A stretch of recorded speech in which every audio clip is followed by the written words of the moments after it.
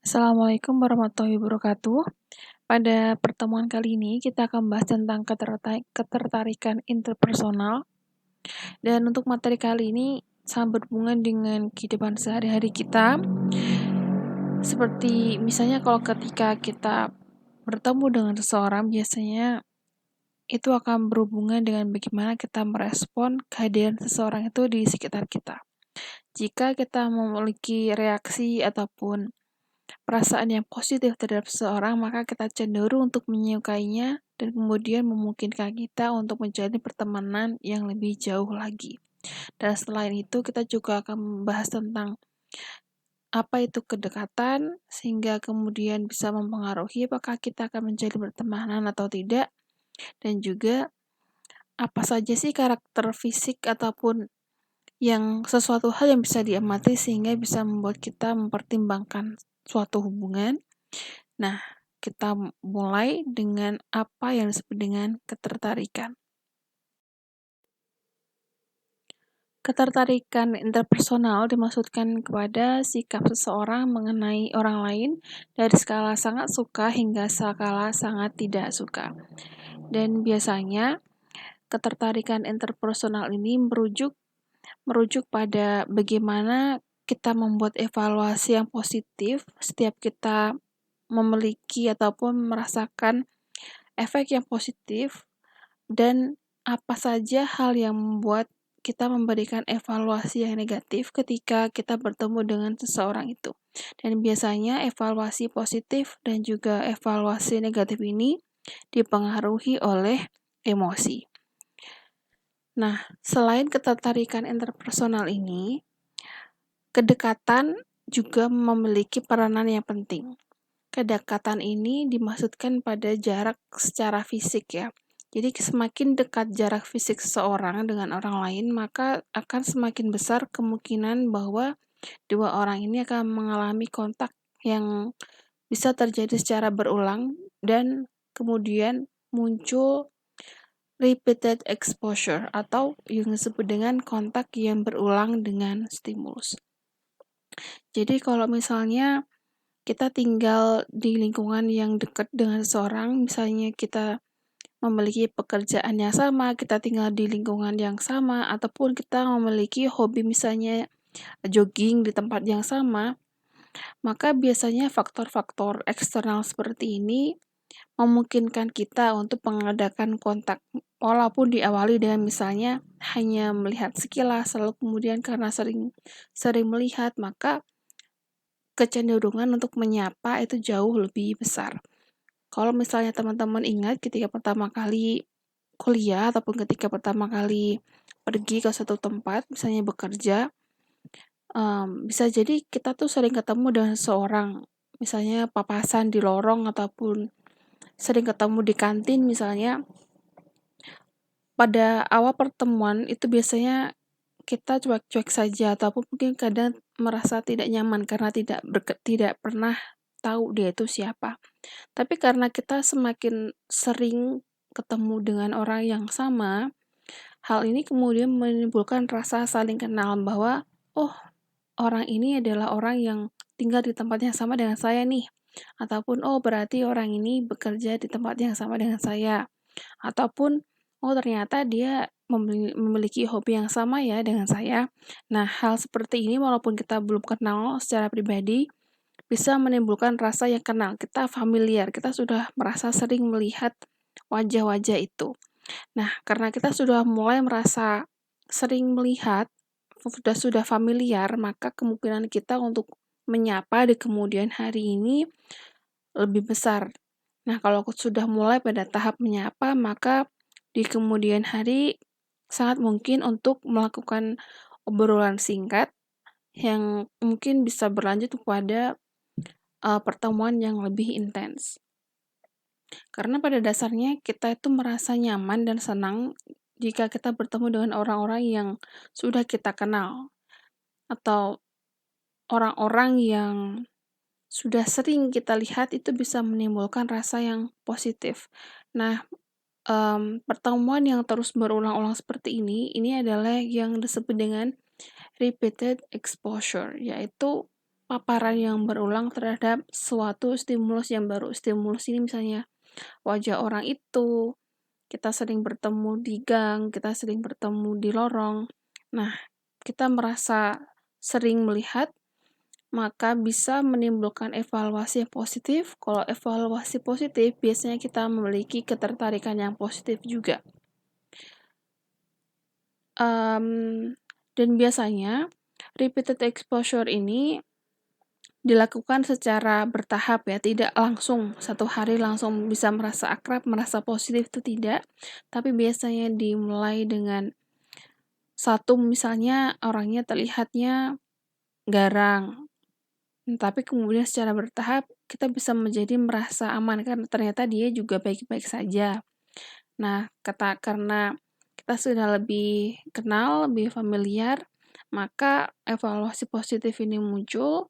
Nah, karena evaluasi positif ini muncul, maka menimbulkan yang namanya afek yang positif, di mana kita merasakan suatu hal yang aman dan juga emosi yang positif, karena biasanya tidak semua individu ini memiliki respon yang sama terhadap repeated exposure.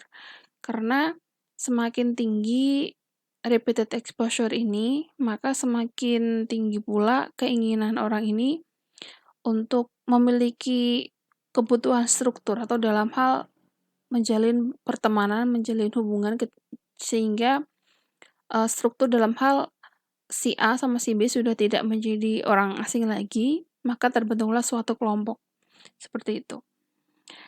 Dan selain itu, repeated exposure ini tidak hanya melulu pada pertemuan yang real dengan orang di sekitar kita, tapi juga bisa berupa stimulus seperti iklan di TV, ataupun ketika kita sering melihat secara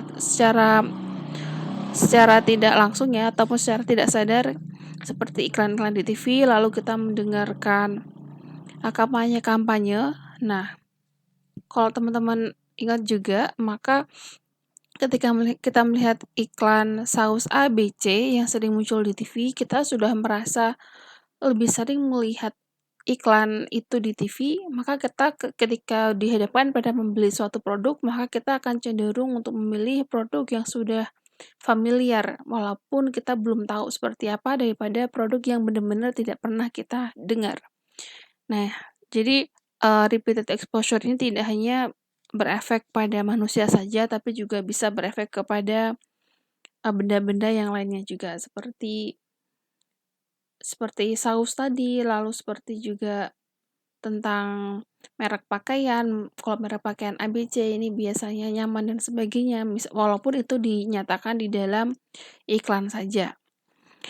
Nah, karena repeated exposure ini sebenarnya juga hal yang bisa kita manipulasi sebenarnya, karena misalnya kalau kita sering melihat seseorang dan kita tahu kita merasa nyaman ataupun tidak nyaman, kita bisa memanipulasi keadaan itu. Misalnya kalau kita ingin menjalin pertemanan, maka kita bisa mulai say hi, kita bisa menyapa dia supaya bisa terjadilah perkenalan, diskusi secara singkat, dan kemudian menjadi berteman. Karena biasanya kalau misal ketika masuk ke kampus gitu, duduk dengan orang yang tidak pernah kita kenal, dengan mahasiswa lain, tapi karena sudah sering ketemu dan duduknya berdekatan, maka kemungkinan besar kita juga akan lebih mudah untuk berteman dengan dia. Dan yang poin tentang repeated exposure ini, bahwa pengetahuan tentang efek kedekatan dapat kita manfaatkan untuk membangun hubungan interpersonal. Jadi kalau misalnya teman-teman ingin memiliki ataupun menjalin teman baru, maka kita bisa mengatur ataupun memanipulasi keadaan. Karena kan kita tahu bahwa kedekatan secara fisik ini bisa memberikan efek positif, yaitu bisa menimbulkan ketertarikan, memberikan emosi yang positif, dan juga evaluasi yang positif. Dan kalau sudah positif semua, maka kecenderungan kita untuk berteman lebih besar. Maka kalau kita sudah tahu ilmu tentang ketertarikan dan juga kedekatan ini, kita Bisa misalnya menggunakannya untuk menjalin pertemanan yang baru. Kalau kita mau temuin teman yang baru ya kalau duduk di kelas jangan yang di paling pojok, jangan di belakang yang nggak ada orang ataupun mengisolasi diri, tapi berusaha duduk di tengah-tengah ataupun kanan kirinya ada orang, maka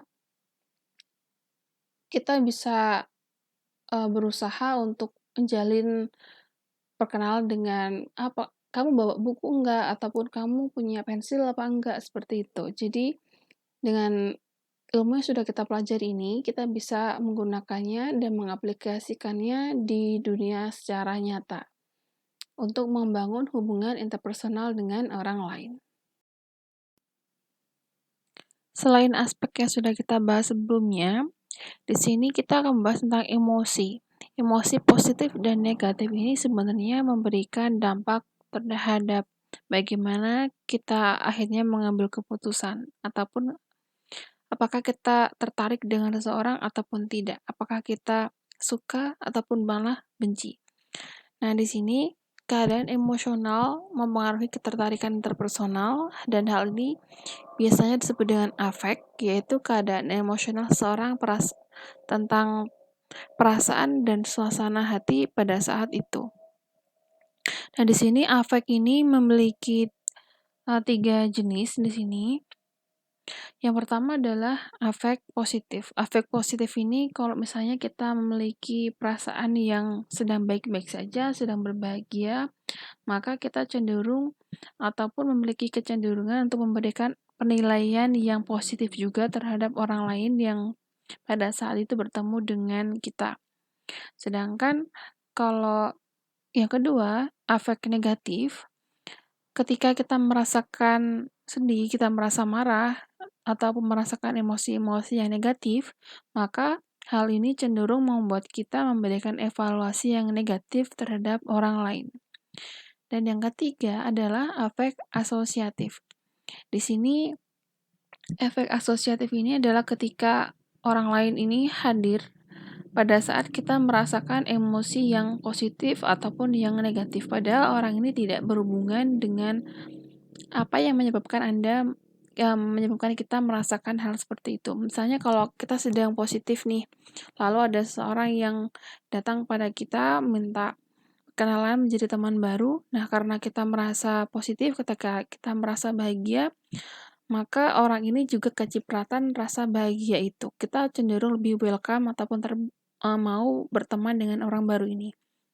Berbeda kalau ternyata pada waktu diajak berkenalan kita sedang merasa dikecewakan, kita merasa sedang marah, kita sedang memiliki emosi yang negatif, maka kita memiliki kecenderungan untuk memberikan evaluasi yang negatif. Kita mungkin bisa menolak ataupun misalnya menerima diajak berkenalan, maka kita tidak memberikan um, tidak memberikan kayak apresiasi yang ramah terhadap orang tersebut, karena kita sudah tidak netral lagi, karena sudah ada pengaruh dari emosi yang positif ataupun emosi yang negatif dari hal-hal yang sebenarnya tidak ada hubungannya dengan orang tersebut.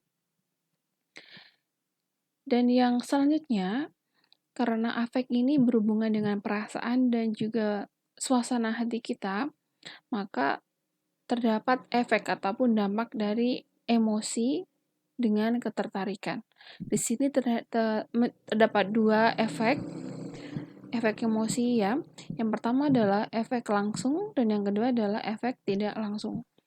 Kalau efek langsung emosi terhadap ketertarikan, biasanya ketertarikan ini muncul karena terdapat pengalaman yang positif. Misalnya ketika teman-teman sudah kuliah, lalu bertemu dengan teman kita yang misalnya suka meminjamkan buku ataupun suka membagikan permen. Nah, itu kan memberikan pengalaman yang positif.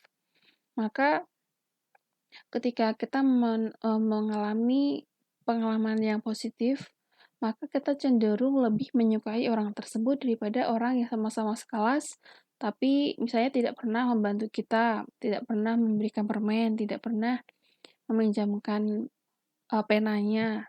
Nah, itu akan mempengaruhi bagaimana kita melihat orang tersebut.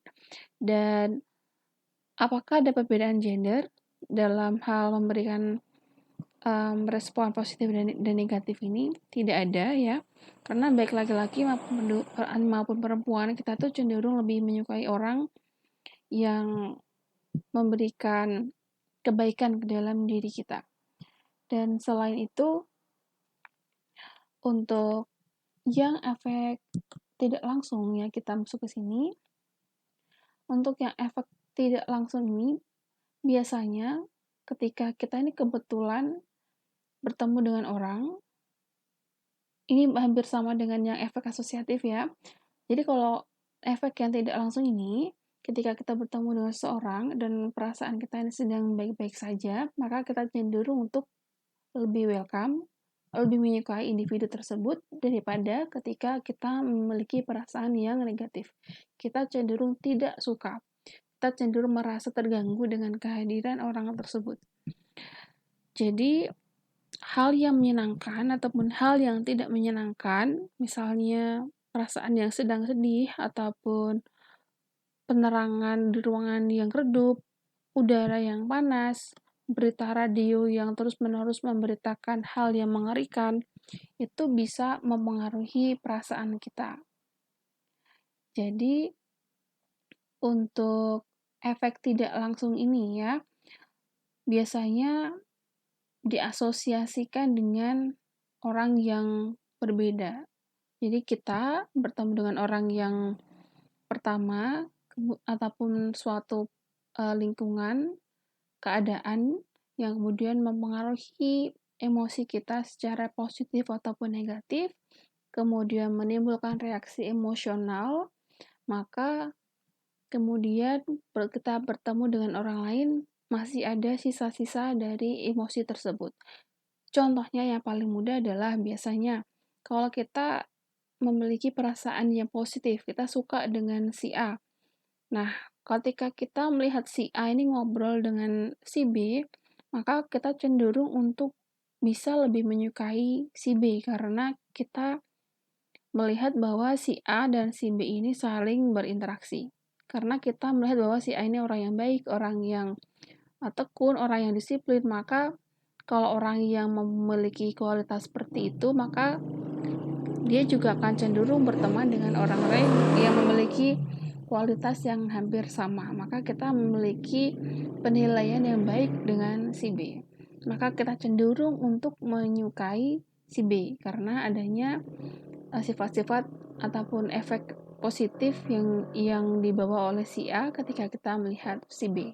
Jadi kita memberikan semacam stereotip ataupun stigma terhadap si B karena kita menyukai si A, maka kita cenderung untuk menyukai si B. Jadi sebenarnya hal-hal seperti ini juga yang mungkin mempengaruhi kita bahwa ketika kita tidak kenal dengan seseorang tapi kadang kita sudah bisa menentukan bahwa saya suka dengan orang ini ataupun saya tidak suka dengan orang itu karena dia memiliki atribut yang menunjukkan atau merujuk pada hal-hal yang kita suka ataupun hal-hal yang tidak kita suka. Kita suka dengan si B karena si B ini memiliki atribut yaitu temannya si A. Yang notabene si A ini orang yang sangat kita suka. Kita sangat senang memiliki teman yang positif seperti si A. Nah, jadi itu adalah efek emosi secara tidak langsung. Dan mungkin kita bisa pertegas lagi tentang tadi saya sebutkan tentang istilah yang yaitu stigma. Stigma ini adalah karakteristik pribadi yang dipersepsikan secara negatif oleh beberapa individu lain. Jadi kalau stigma misalnya, kalau kita tadi kan suka, nah kalau kita tidak menyukai si A berarti hal itu merujuk pada hal yang negatif. Kita tidak suka dengan apa-apa ataupun dengan orang-orang yang berhubungan dengan si A, maka hal itulah yang disebut dengan stigma. Karakter apapun yang membuat kita ini tidak suka dengan orang tersebut, baik secara fisik, secara kepribadian, secara ras, secara usia, itu apapun itu yang melekat pada seseorang yang membuat kita tidak suka, itulah yang kemudian membentuk stigma. Dan yang sudah pernah kita bahas sebelumnya tadi juga bahwa iklan-iklan yang muncul di TV itu juga bisa memberikan efek terhadap penilaian kita pada suatu produk. Karena penayangan-penayangan yang dimunculkan di layar televisi kita ataupun di layar HP, di layar laptop itu secara tidak sadar itu mempengaruhi bagaimana kita menilai tentang seseorang. Walaupun kadang kita tidak menyadari, kenapa sih kalau pakai produk yang ABC itu lebih lebih pede, lebih lebih yakin bahwa ini lebih baik. Ya itu karena efek kita sering melihat iklan itu, seperti itu. Yang selanjutnya adalah menjadi kenal. Kebutuhan akan afiliasi dan akibat dari karakteristik yang dapat diamati. Yang pertama kita bahas dulu tentang afiliasi. Afiliasi adalah kebutuhan untuk membina hubungan dengan orang lain. Jadi kita ini ketika kita sudah kenal dengan seseorang, kita menjalin hubungan interpersonal, kadang ada orang-orang yang tetap ketika kenal cukup menjadi kenalan saja, kadang kita bertemu dengan orang yang kemudian menjadi kenalan yang dekat, ataupun ketika kenalan dekat ini kita cocok, maka bisa menuju ke persahabatan ataupun kepada menjalin hubungan yang serius. Karena walaupun kita kadang sudah kenal dengan seseorang sudah bertahun-tahun, tapi sampai sekarang kita cuma masih di tahap yang cuma saling bertukar salam, bertanya kabar gitu saja, dan kita tidak tahu informasi-informasi yang mendalam tentang seseorang. Karena kita berhubungan dengan apakah kita cocok dengan orang ini, apakah kita merasa positif dengan orang ini. Nah, yang selanjutnya yang berhubungan dengan afiliasi adalah kebutuhan afiliasi. Kebutuhan afiliasi ini adalah motif dasar untuk mencari dan mempertahankan relasi interpersonal. Jadi sebenarnya setiap orang memiliki kecenderungan ataupun memiliki level kebutuhan afiliasi yang berbeda-beda. Jadi setiap orang akan bisa menentukan seberapa nyaman ataupun seberapa butuh sih jumlah orang yang ada di sekitar kita. Karena kadang ada orang yang bisa menghandle banyak persahabatan, banyak geng, tapi ada juga orang yang memang nyaman dengan pertemanan yang dekat tapi tidak banyak jumlahnya. Jadi setiap orang ini sudah bisa mengidentifikasi jumlah yang paling pas untuk dirinya sendiri itu berapa. Pada waktu yang seperti apa dan ketika pada situasi yang seperti apa. Jadi kita sudah bisa mengidentifikasi sendiri. Dan karena kebutuhan afiliasinya ini berbeda-beda, maka di sini ada dua jenis kebutuhan afiliasi. Yang pertama adalah motif afiliasi eksplisit. Ini biasanya berhubungan dengan orang-orang yang ekstrovert, orang-orang yang mendapatkan energi ketika bertemu dengan banyak orang, bergaul dengan banyak orang, dia merasa bahagia, dia merasa bersemangat. Dan untuk pergaulan orang-orang ekstrovert ini biasanya mereka sangat mudah bersosialisasi dan mereka bisa berinteraksi dengan banyak orang. Dan biasanya mereka fokus pada konteks sosial dia ketika bersosialisasi ini sangat nyaman. Dan kalau yang kedua, motif afiliasi implisit ini biasanya mendorong interaksi pada konteks interpersonal yang dekat, yaitu berhubungan dengan orang-orang yang introvert. Jadi kita cenderung berinteraksi dengan jumlah orang yang tidak begitu banyak, tapi intens. Jadi kita cukup dekat. Kalau yang eksplisit karena berhubungan dengan orang ekstrovert, dia biasanya cakupannya lebih luas, tapi untuk intensitinya jauh lebih rendah karena biasanya cuma superficial atau di atasnya saja ringan, tidak mendalam seperti motif afiliasi implisit. Dan bagaimana sih kalau misalnya kebutuhan afiliasi kita ini tidak terpenuhi? Tentu saja karena ketika kita ingin menjalin pertemanan dengan seseorang tapi kemudian tidak bisa, maka tentu saja akan menimbulkan perasaan ataupun emosi yang negatif. Karena kalau misalnya ada orang yang mengabaikan kita ataupun ketika kita ingin berinteraksi dengan suatu kelompok tapi kita dikucilkan oleh kelompok tersebut, maka ini akan menjadi pengalaman yang sangat negatif yang akan tercetak di dalam otak kita dan kemudian akan menimbulkan emosi negatif, lalu juga perasaan tidak terima tentu saja karena kita tidak diterima di circle itu. Dan selain itu, kalau kita melihat di TV ini kan lagi banyak musibah, lagi banyak bencana. Kadang kita melihat para relawan-relawan yang walaupun mereka saling tidak kenal, tapi mereka bisa menjalin interaksi yang sangat bagus. Nah, di sini biasanya orang-orang yang berkumpul dan juga berinteraksi dalam keadaan yang tidak umum, yaitu misalnya dalam keadaan berbencana, itu biasanya akan menimbulkan keinginan untuk terus berinteraksi. Hal-hal seperti itu biasanya menimbulkan perasaan yang positif, supaya mereka bisa saling mengekspresikan, saling memvalidasi perasaan mereka. Misalnya mereka merasa khawatir tentang suatu hal, dan ketika mereka berbicara dengan orang lain yang memiliki perasaan yang sama, maka mereka merasa nyaman untuk bisa saling berbagi. Contoh yang paling gampang lagi, misalnya ada tugas kuliah dan kamu belum mengerjakan, kamu pasti akan merasa lebih nyaman ketika kamu tahu bahwa ada orang lain yang tidak mengerjakan PR.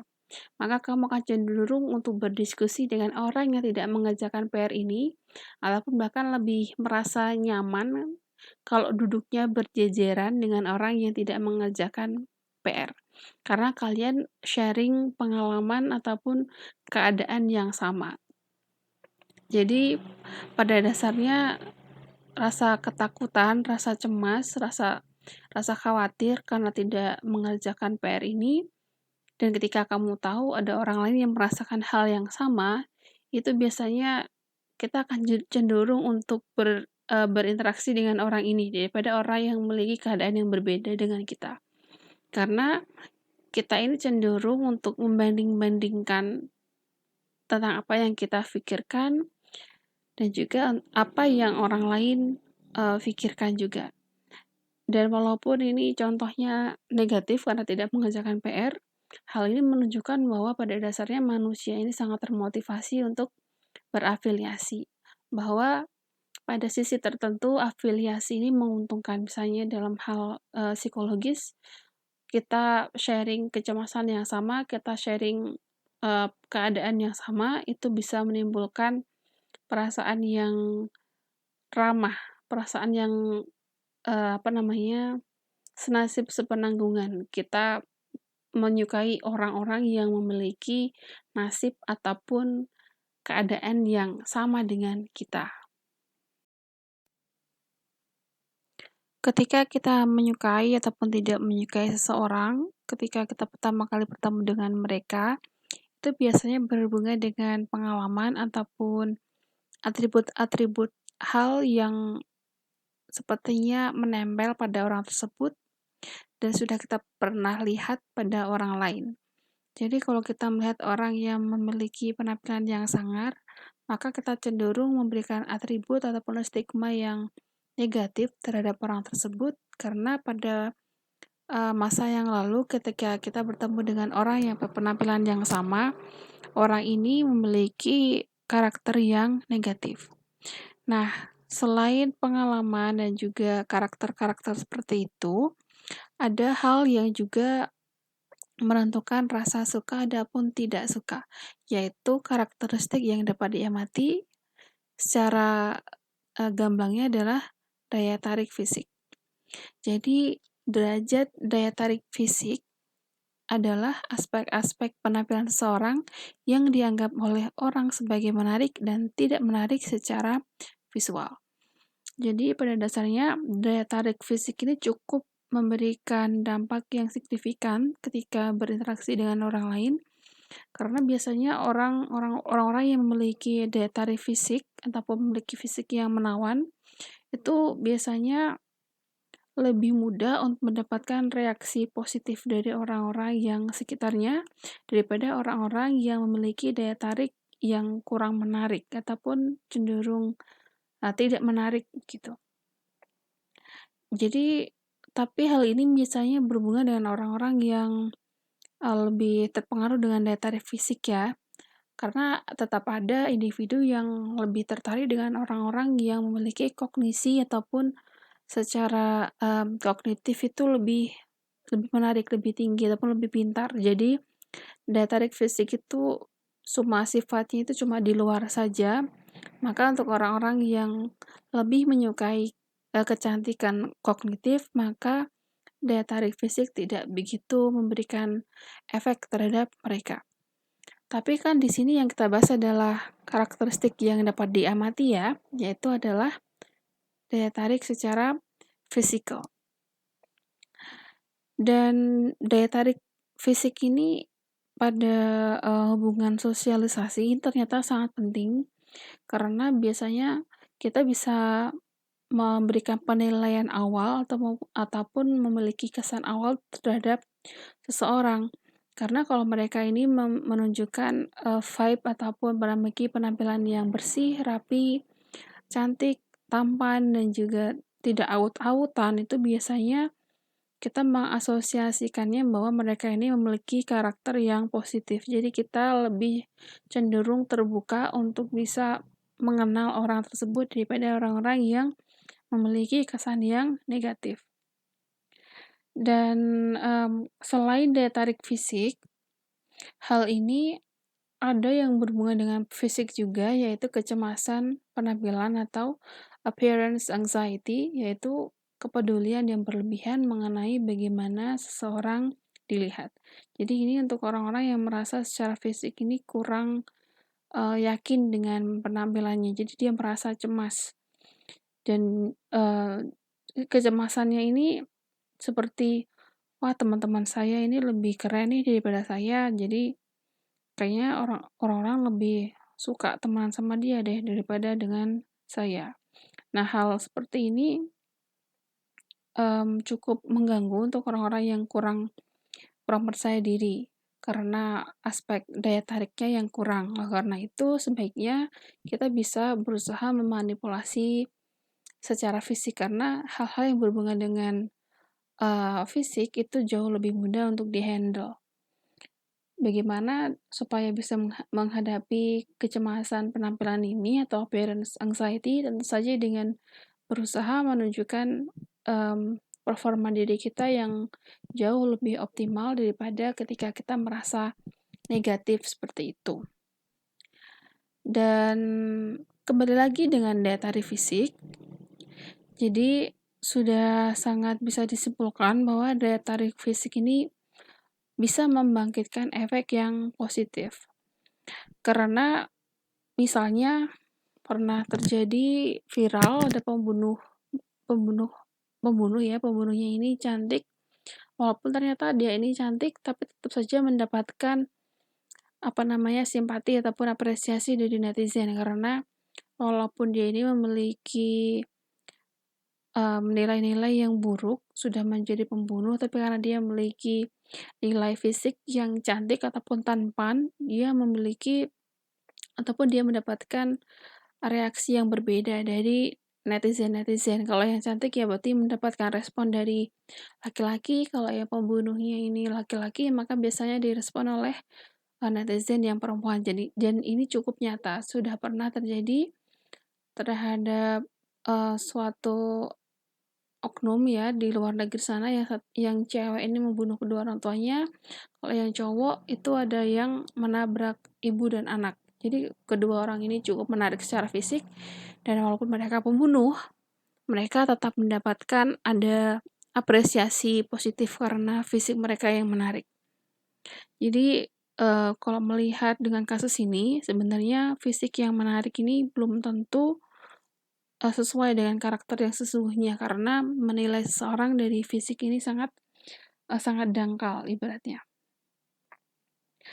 Tapi untuk, daya tarik fisik yang menarik ini tentu saja memberikan dampak yang sangat positif terhadap individu yang menarik tersebut, karena biasanya orang-orang yang ganteng, orang-orang yang cantik, orang-orang yang menarik secara fisik itu biasanya mereka lebih populer, dan karena mereka lebih populer maka dia akan merasa lebih pede sehingga memiliki kemampuan bersosialisasi ataupun kemampuan interpersonal yang jauh lebih baik, dan mereka tentu saja memiliki konsep yang positif tentang diri mereka sendiri. Sehingga orang-orang ini merasa lebih bisa untuk membuka diri untuk bertemu dengan orang lain. Nah, karena dia merasa terbuka, dia welcome dengan orang lain, maka bisa memfasilitasi terbentuknya hubungan, yaitu bisa membentuk pertemanan yang baru. Karena orang-orang yang menarik ini kemungkinan popularitas yang mereka miliki memiliki pengaruh yang cukup baik dalam hal kemampuan sosial. Mereka lebih menghargai diri sendiri, mereka lebih terbuka dengan orang lain, mereka lebih percaya diri, maka mereka biasanya akan menjalani hidupnya secara positif karena didukung oleh penampilan yang menarik tersebut. Dan kenapa kita lebih tertarik pada orang-orang yang cantik, orang-orang yang tampan? Karena pada dasarnya di dalam diri kita ini sudah terdapat faktor secara yang biologis. Jadi memang sudah tertanam bahwa hal-hal yang menarik itu membangkitkan efek yang positif terhadap diri kita. Jadi orang-orang yang ganteng, ya orang-orang yang cantik ini memberikan efek emosi yang positif sehingga mendorong adanya ketertarikan untuk bisa menjalin hubungan interpersonal dengan mereka. Seperti misalnya kalau kita melihat iklan, itu biasanya orang-orang yang dipakai ini kalau nggak cantik, ya ganteng. Dan kalau yang berhubungan dengan perempuan biasanya berhubungan dengan atribut fisik, misalnya krim wajah, lalu baju, itu biasanya perempuannya cantik-cantik, sedangkan kalau untuk model laki-laki itu paling muncul fokusnya pada hal-hal yang bersifat material seperti mobil, motor, dan juga misalnya berhubungan dengan bank. Jadi memang atribut laki-laki dan perempuan ini bisa digunakan untuk memberikan respon yang positif kepada para pemirsa. Jadi kalau pengen cantik ya pakai krim yang pernah diiklankan sama si A, kalau pengen terlihat ganteng, keren, maco ya memilih mobil yang pernah diiklankan oleh si C misalnya. Jadi memang sudah terprogram secara genetis ya, walaupun tidak sepenuhnya tapi memang ada pengaruhnya secara genetis tentang daya tarik fisik ini.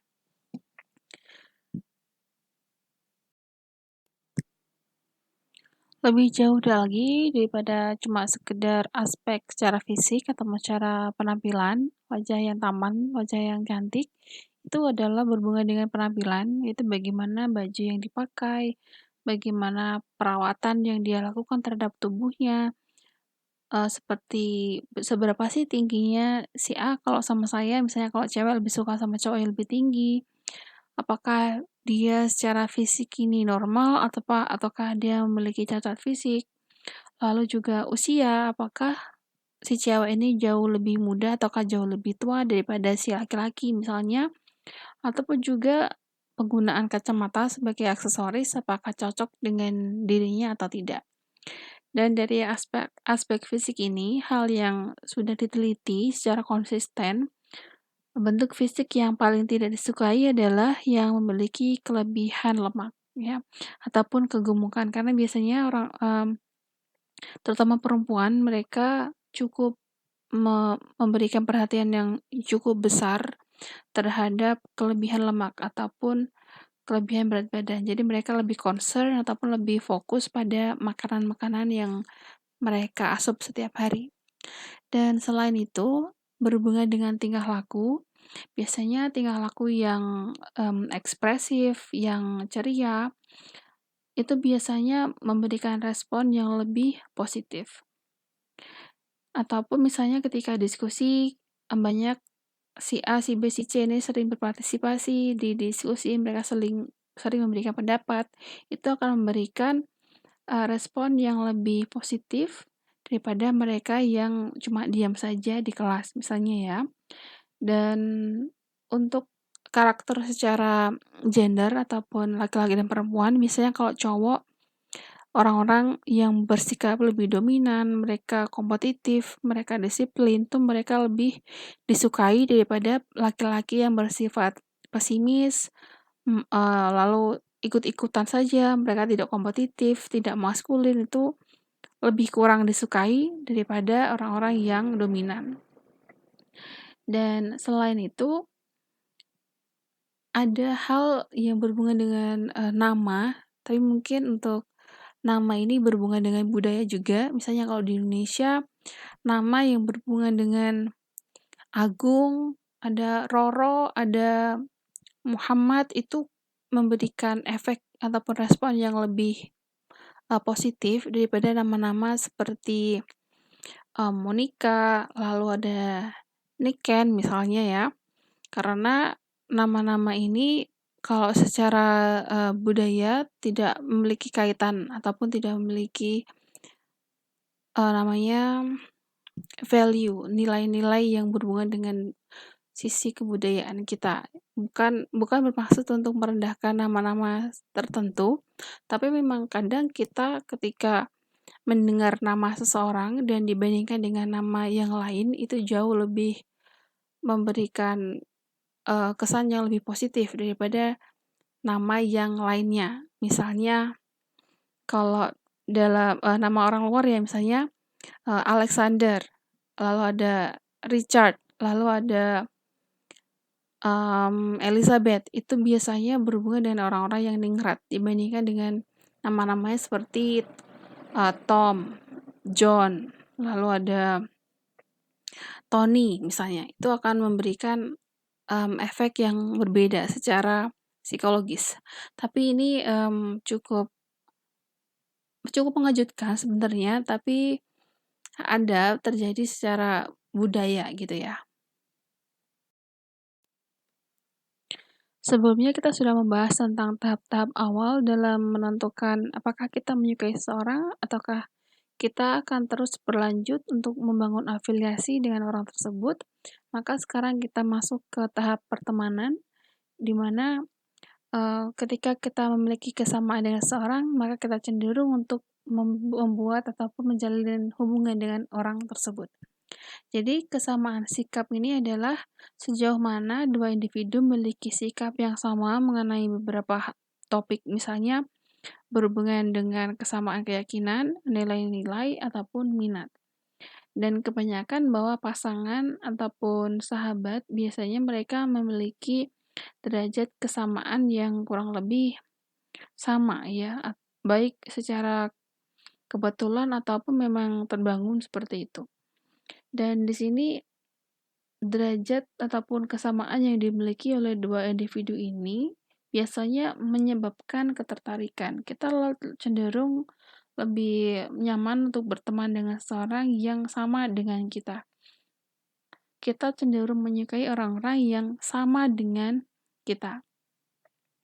Dan untuk itu, terdapat satu istilah lagi, yaitu proporsi sikap yang sama, yaitu seberapa banyak jumlah topik di mana dua individu ini memiliki pandangan yang sama dibagi dengan jumlah topik di mana mereka membandingkan pandangan-pandangan mereka. Atau secara singkatnya adalah seberapa banyak hal yang mereka sukai dan beberapa banyak hal-hal yang berbeda. Jadi kalau misal mereka memiliki kesamaan yang lebih besar dibandingkan perbedaannya, maka mereka cenderung untuk lebih dekat. Misalnya kalau lebih banyak kesamaannya, mereka sama-sama kuliah, mereka sama-sama tinggal di kos yang sama, memiliki minat yang sama, memiliki kegiatan yang sama ketika ada waktu luang, dan perbedaannya cuma misalnya perbedaan jenis. Misalnya yang satu kalau liburan suka ke gunung, yang satunya suka ke pantai misalnya. Dan dibandingkan perbedaan ini, kesamaannya jauh lebih tinggi, maka kita cenderung untuk lebih menyukai orang ini daripada orang lain yang mungkin memiliki beberapa poin yang sama dengan kita, tapi untuk hal-hal yang berbeda tadi lebih banyak daripada teman kita yang satu ini, yang bedanya cuma di bagian tujuan destinasi wisata yang berbeda misalnya. Jadi jumlah hal-hal yang positif, hal-hal yang sama ini lebih besarkah ataukah lebih kecil dengan hal-hal yang tidak disukai?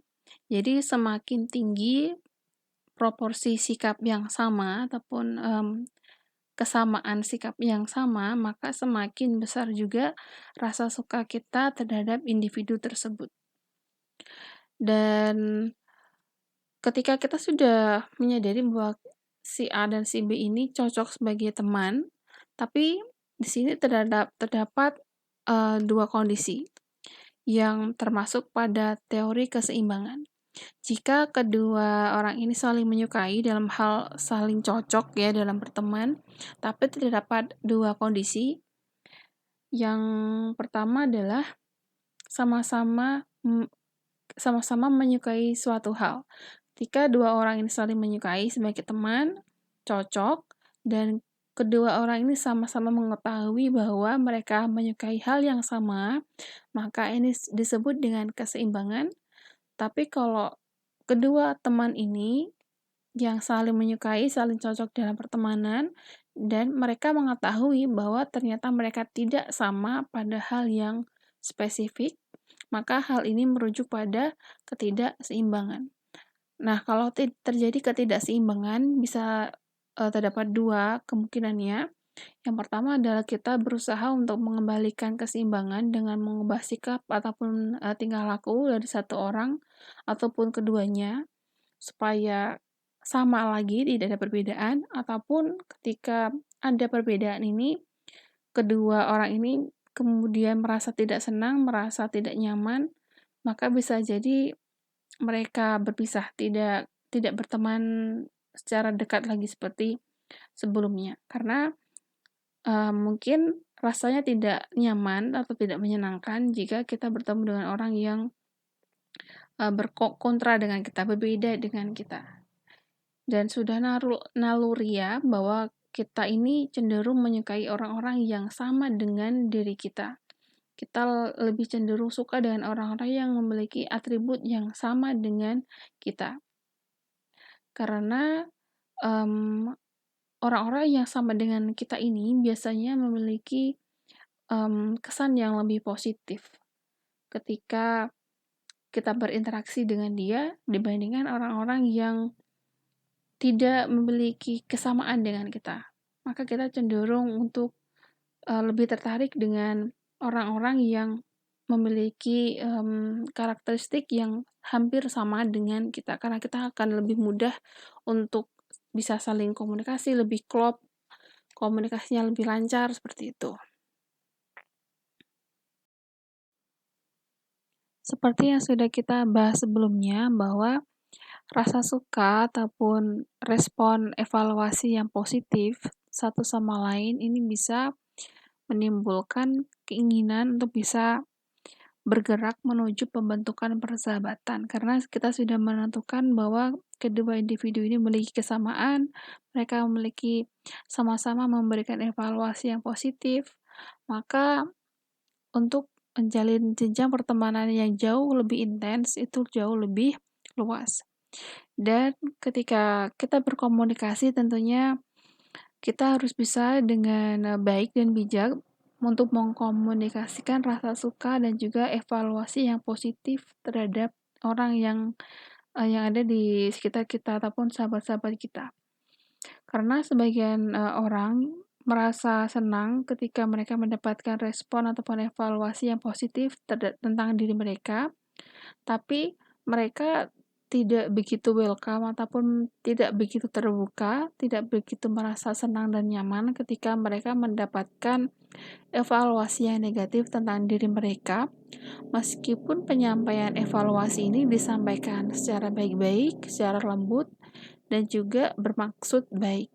Karena memang sudah secara natural kita merasa tidak suka untuk mendapatkan evaluasi ataupun respon yang negatif tentang diri kita. Dan selain itu, untuk rasa suka timbal balik, di sini kita juga memiliki istilah lain yang berhubungan, yaitu efek lumpur atau yang disebut dengan slime effect. Dalam artian secara singkatnya adalah menjilat ya. Efek lumpur ini biasanya terjadi ketika evaluasi positif ini diberikan tapi secara tidak tepat. Dalam artian mungkin tidak perlu sampai menyanjung ataupun memberikan respon yang sangat luar biasa tentang sesuatu hal yang sebenarnya misalnya kita bilang, "Wah, kerjaan kamu bagus. Wah, Bapak sangat disiplin sekali." Misalnya cukup memberikan pujian yang sewajarnya saja. Tapi ketika kita melakukan efek lumpur ataupun slime effect, di sini kita memberikan pujian-pujian ataupun evaluasi positif yang terlalu tinggi ataupun tidak tepat. Atau secara gamblangnya adalah suatu usaha yang cukup ceroboh untuk menyanjung. Tapi walaupun jelas-jelas bahwa evaluasi positif ini tidak sesuai ataupun terlalu berlebihan, tidak tepat, tidak jujur, tapi bagi orang yang mendapatkan evaluasi positif ini, orang-orang yang mengatakan evaluasi positif yang tidak tepat ini bagi mereka dianggap benar, mereka dianggap jujur, dan mereka merasa senang, dan mereka juga sangat menerima. Walaupun untuk orang-orang lain, mereka sudah bisa menerka bahwa evaluasi ataupun kata-kata yang disampaikan itu sebenarnya tidak betul. Tapi bagi bosnya ataupun orang yang diberikan sanjungan, yang diberikan evaluasi yang terlampau positif, mereka merasa bahwa apa yang disampaikan itu adalah yang sejujurnya. Dan biasanya, ketika pegawai ini bersikap baik sedemikian rupa kepada atasan, mereka bisa juga bersikap kurang baik kepada bawahannya. Jadi mereka berusaha menggunakan teknik menjilat ataupun mengambil muka kepada bosnya, tapi ketika bersama dengan teman-teman rekan sekerjanya, mereka bersikap kurang baik karena mereka hanya ingin mendapatkan perhatian ataupun poin plus dari atasannya. Dan selain itu, poin yang selanjutnya adalah seringkali orang-orang ini memberikan evaluasi positif supaya lebih sopan dan tidak menyakiti perasaan. Misalnya ketika kita diminta untuk memberikan pendapat tentang hal yang baru yang diberikan oleh sahabat kita, walaupun mungkin terlihat kurang cocok untuk teman kita, misalnya rumahnya dicat terlalu pink ataupun terlalu orange dan kelihatannya tidak gitu nyaman untuk dilihat, tapi kita berusaha untuk menjaga perasaan supaya tidak menimbulkan masalah, maka kita cenderung untuk memberikan evaluasi ataupun komentar-komentar yang positif supaya tidak memberikan efek ataupun dampak yang negatif seperti menyakiti perasaan orang lain. Untuk poin terakhir, ini adalah ringkasan ataupun poin penentu dari ketertarikan interpersonal. Sebenarnya kita berfokus pada model ketertarikan yang berpusat pada afek. Karena ketertarikan interpersonal ini didasarkan kebanyakan ya pada emosi positif ataupun evaluasi positif dan evaluasi negatif. Emosi-emosi tersebut yang kemudian bisa menentukan bahwa kita menyukai seseorang ataukah kita tidak menyukainya, ataukah kita memutuskan untuk menjalin pertemanan dengan dia ataukah tidak, apakah kita memiliki kesamaan yang sama ataukah lebih banyak ketidaksamaannya ataupun perbedaannya. Dan pada akhirnya emosi-emosi positif ataupun emosi negatif, evaluasi positif dan evaluasi negatif bisa muncul karena yang satu dibangkitkan oleh orang lain, misalnya kita bertemu secara langsung dengan orang itu memberikan kita hadiah, kemudian kita merasa senang, kita memberikan evaluasi yang positif, ataupun cukup diasosiasikan dengan orang tersebut. Misalnya, karena si A ini sudah baik sama kita, kemudian kita melihat si B berteman dengan si A, maka karena B ini berteman dengan A, kita kemudian memiliki respon ataupun evaluasi yang positif kepada si B, karena si B ini berteman dengan si A yang notabene teman yang kita tahu bahwa dia ini orang yang baik, ataupun dimediasi oleh proses-proses kognitif dalam hal berkaitan dengan pengalaman-pengalaman yang sudah pernah terjadi sebelumnya. Jadi, ketertarikan ataupun bagaimana kita akhirnya memutuskan untuk menjalin hubungan afiliasi ataupun berteman, bersahabat dengan seseorang, itu banyak dipengaruhi oleh afek-afek, entah itu afek positif ataupun afek negatif. Kadang juga, poin-poin ini bangun dalam diri kita ataupun muncul di dalam diri kita karena dibangkitkan oleh orang lain, seperti si A tadi yang berbuat baik, lalu bisa juga diasosiasikan karena si B berteman dengan si A, maka kita memberikan poin yang positif, ataupun dimediasi, ataupun ketika kita mengkaitkannya dengan pengalaman-pengalaman positif ataupun negatif di masa yang lampau, sehingga kita kemudian bisa kita gunakan ataupun kita olah informasinya, sehingga kita bisa menentukan apakah kita akan melanjutkan dari kenalan biasa menjadi pertemanan ataukah cukup sebagai kenalan biasa saja, tidak ada, naik level menjadi teman, sahabat, ataupun saudara saudara yang tidak pernah, berhubungan darah gitu ya. Karena kadang sahabat itu karena saking dekatnya, kadang lebih dekat daripada saudara kandung itu sendiri. Dan untuk poin terakhir, ini kita membahas tentang bagaimana sih supaya orang-orang ini menyukai kita, karena sebelumnya kita sudah membahas bahwa sebenarnya kita bisa memanipulasi afek ya, kita bisa memanipulasi, lingkungan supaya kita kita ini memiliki kecenderungan ataupun, kesempatan yang jauh lebih besar supaya bisa menjalin hubungan interaksi dengan orang lain. Yang pertama adalah mengendalikan faktor kedekatan, dalam hal kita bisa memposisikan diri kita supaya berada di posisi yang strategis, ataupun kita berdekatan dengan orang-orang. Kalau kita ingin berteman dengan, teman sekelas kita yang baru, maka usahakan untuk berada di sekitar mereka, tidak berjauhan, tidak duduk di pojokan ataupun di tempat yang terisolasi, misalnya terlalu di pojok belakang, jadi kita tidak bisa komunikasi dengan teman-temannya. Maka kita bisa berusaha untuk duduk di sebelah orang, jangan sendirian. Nah, karena kita sudah memiliki letak geografis yang dekat ya, kita berdekatan, maka kita memiliki keuntungan untuk misalnya saling menyapa ataupun bertanya, tadi membahas apa sih? Ini kita abis ini bahas halaman sekian ya." Nah, itu akan bisa berlanjut untuk membahas topik-topik yang selanjutnya.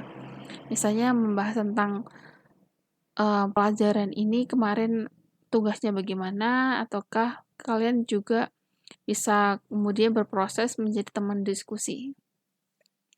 Yang selanjutnya adalah ciptakan afek yang positif, karena kita cenderung untuk memberikan evaluasi yang positif kalau ketika kita berinteraksi, atmosfer yang ada itu sifatnya, positif. Jadi kalau kita pengen memberikan kesan yang positif, sebaiknya kita, melingkupi diri kita ini dengan hal-hal yang nyaman, hal-hal yang membahagiakan. Misalnya mendengarkan musik-musik yang, bahagia, nggak yang melo-melo, nggak yang sedih-sedih. Lalu, kita bisa memakan makanan yang bisa bikin kita bahagia, ataupun kita bisa duduk di posisi yang tidak terlalu, dekat dengan matahari, supaya kita tidak cepat marah, kita tidak cepat merasa capek misalnya. Dan yang selanjutnya adalah dekati orang lain pada situasi yang membangkitkan emosi.